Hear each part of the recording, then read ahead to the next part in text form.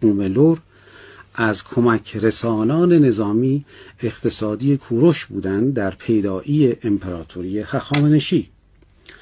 به این دلیل که تمام منطقه ایزه فعلی، منطقه بویراحمد فعلی، بختیاری فعلی، بالای مجسلیمان همگی مردم زاگرس نشینی بودند که قبل از این تحت سیطره دولت ایلام بودند و طوایف مختلف و تیرهای مختلف داشتن و قدرت نظامی بالایی رو برخوردار بودن. وقتی که کوروش حرکت کرد، اینها همگی در پیدایی در درست شدن یا تأسیس گردانها و هنگهای لشکر و ارتش هخامنشی نقشی اساسی داشتند.